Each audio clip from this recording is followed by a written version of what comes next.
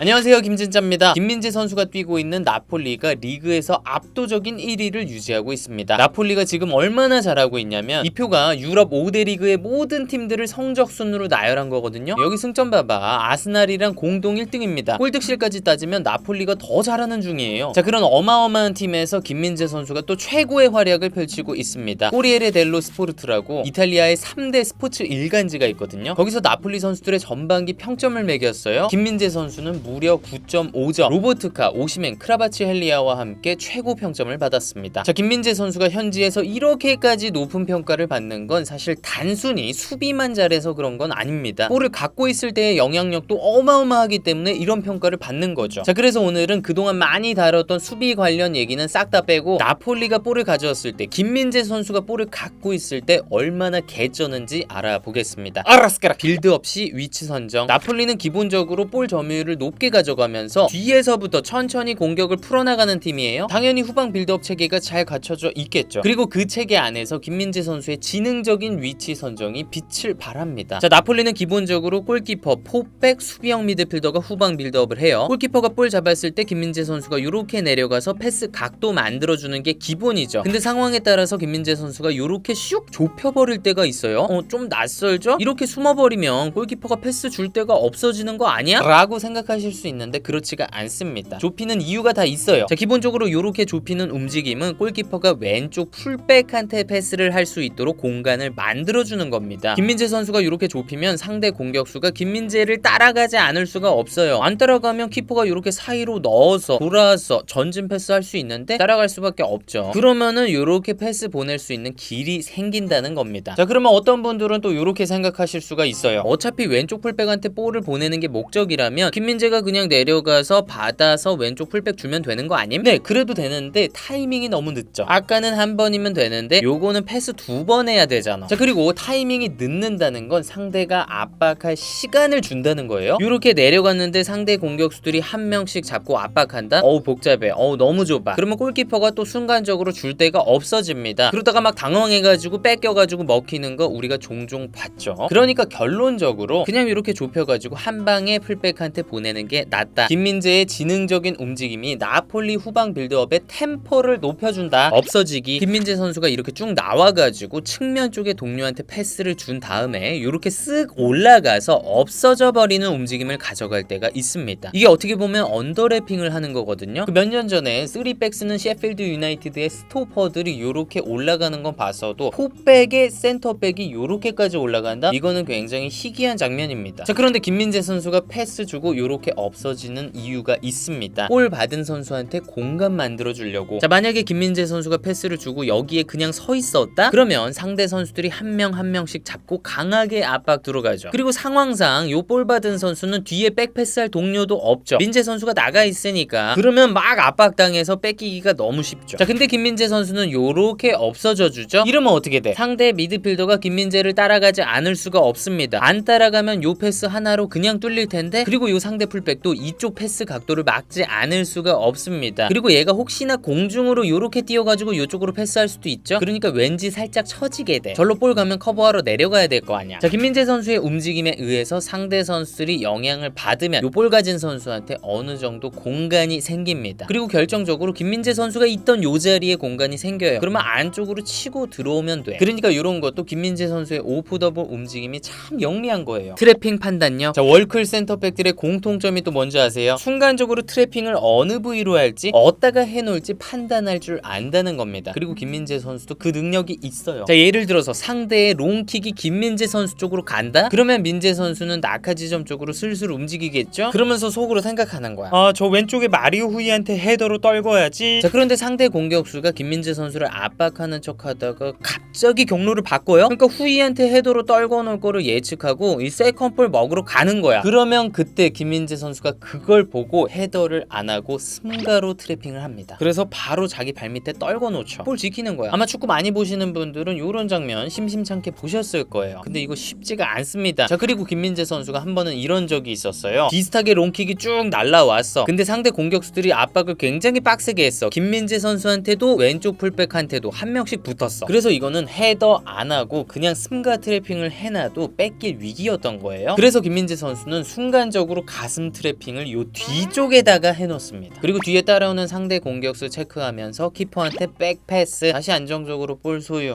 이 순간적으로 이 판단은 진짜 미쳤더라. 볼 소유를 돕는 몸빵. 자, 나폴리처럼 높은 점유율을 유지하는 팀한테는 볼이 100% 우리 게 아닐 때 그걸 100% 우리 걸로 만드는 작업이 굉장히 중요합니다. 자, 근데 김민재 선수는 본인의 미친 피지컬을 활용해서 동료들의 안정적인 볼 소유를 돕습니다. 예를 들면 이런 상황입니다. 김민재 선수가 상대랑 볼 다툼을 하다가 이겼어. 그래서 김민재가 동료한테 살짝 넘겨줬어. 그러면 요 상대 선수가 또 저쪽으로 압박하러 갈 거 아닙니까? 그러면 그때 김민재 선수가 몸빵으로 빡 막아줍니다. 그러면 동료는 아주 쉽게 볼을 가져갈 수 있죠. 나폴리 경기를 보면 이런 장면이 정말 많이 나옵니다. 상대가 역습하는데 김민재가 볼 뺏어서 동료 준 다음에 그쪽으로 압박가는 상대 선수를 또 몸빵을 하죠. 그러면 나폴리가 수월하게 역습 쭉 가는 거예요. 그리고 볼 오면 동료한테 가슴으로 편하게 떨궈주고 또 보디가드 해주고, 또 볼이 메레 골키퍼 쪽으로 흐를 때 상대 공격수가 막 압박가죠. 그러면 그것도 막아줘요. 동료들 입장에서는 이렇게 사랑스러울 수가 없는 거예요. 패스 선택. 자, 요 토니 크로스 영상에서 제가 퀴즈를 낸 적이 있죠. 여러분이 여기에서 볼을 잡고 있고 A 동료랑 B 동료가 있다. 누구한테 패스를 하실 거냐? 그러면서 우리 같은 동네 축구인들은 B 동료에게, 토니 크로스 같은 선수는 A 동료한테 준다고 말씀드렸습니다. 왜냐? 적으로 패스란 최대한 앞쪽으로 해야 상대가 더 많이 더 빨리 뛰어서 빨리 지치게 된다. 그리고 볼을 한 방에 여기 보내면 아직 여기 공간이 넓으니까 이 친구가 안으로 드리블하고 풀백이 오버래핑하면서 상대에게 혼란을 줄 수 있다 등등의 이유로 A한테 패스하는 게 낫다. 자, 근데 김민재 선수도 월클 센터백이기 때문에 항상 A 동료에게 깊게 패스를 넣으려는 의지를 보입니다. 평범한 센터백들은 B한테 가거든요. 요런 패스 선택 하나가 나폴리의 공격 전개에 정말 큰 영향을 미칠 수 있는 거죠. 그리고 그 외에도 김민재 선수는 패스의 우선순위를 정확하게 알고 있습니다. 당연히 1순위는 원톱 오시멘의 뒷공간이죠. 타이밍 맞다 싶으면 그쪽으로 바로 로빙수로 갈기잖아. 그 포물선의 궤적도 얼마나 아름다워. 그리고 그 패스가 안 되면 여기 중앙에 위치한 동료들한테 사이 패스 집어넣죠. 이 친구가 돌아서서 센터백 마주보면 바로 찬스니까. 사실 김민재 선수는 센터백이에요. 그래서 대부분 공이 오면 이렇게 측면으로 전개하긴 합니다. 근데 그거를 너무 많이 해가지고 어쩌다가 상대가 이쪽으로 미리 쏠린다? 그래서 사이가 벌어진다? 그러면 논스톱으로 바로 집어넣어요. 진짜 예술입니다. 이런 걸 우리가 또 라인 브레이킹 패스라고 하죠. 상대의 수비 라인을 관통한다. 그리고 이 사이 패스가 안 된다? 그러면 반대 윙 포워드한테 대각선 롱 패스. 그거 안 되면 횡 패스, 안 되면 백 패스. 패스의 우선순위에 대한 인식이 그냥 세계 최상급 수비형 미드필더 같은 느낌? 패스 타이밍. 이렇게 반대 전환을 하려고 할 때 본인한테 오는 볼이 그렇게 강하지 않으면 무조건 원터치로 돌려놔요. 요렇게 빠르게 전개해버리면 여기 아직 공간이 넓으니까 전진하기 쉽죠. 그러면 상대 선수들은 슬라이드를 더 빠르게 해야 되니까 개 힘들죠. 패스 속도 조절. 자, 김민재 선수가 후방에서 반대 전환할 때 있죠. 굉장히 빠른 패스를 구사합니다. 이렇게 높이 올라가 있는 후이한테 줄 때 보면 패스 개쎄. 근데 그렇다고 그 패스가 받기 어렵진 않아. 왜냐면 굉장히 아름답게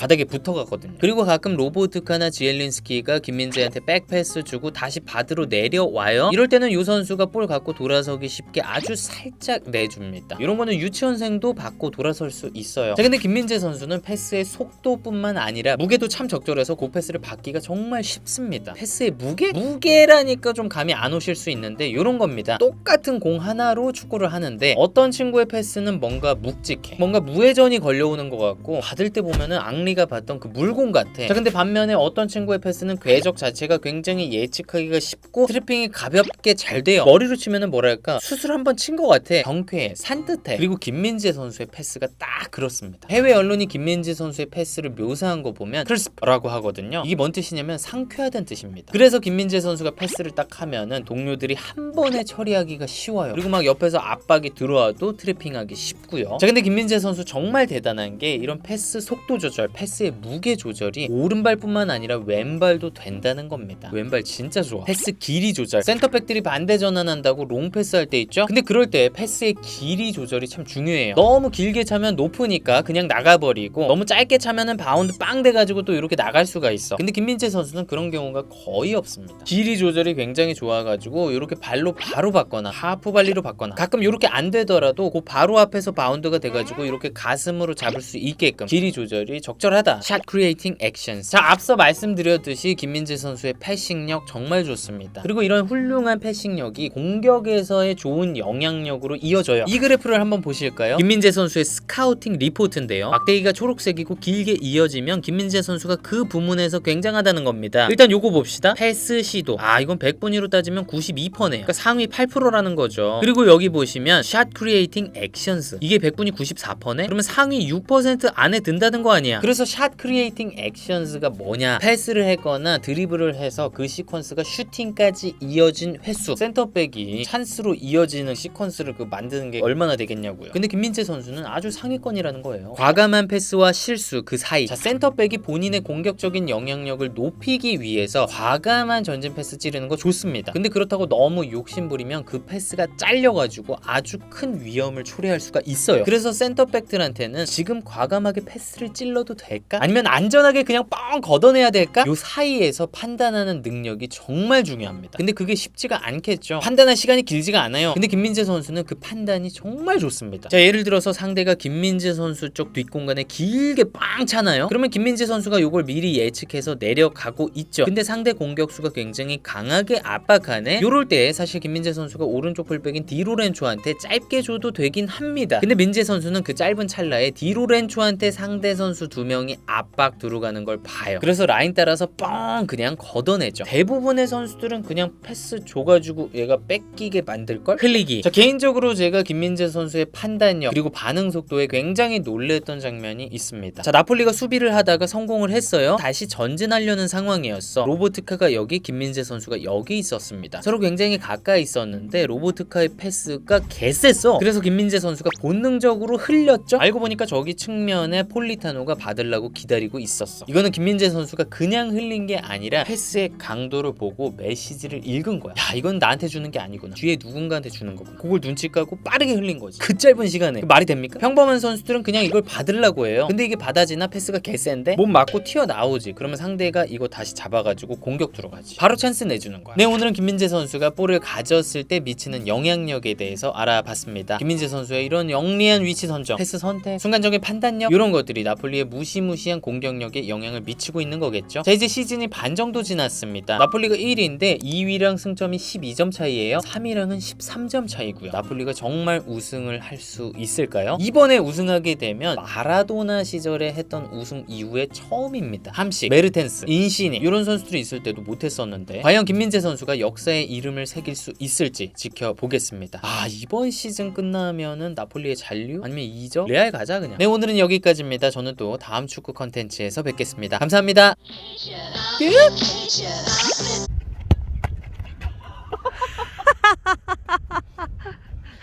저 감각이 없어.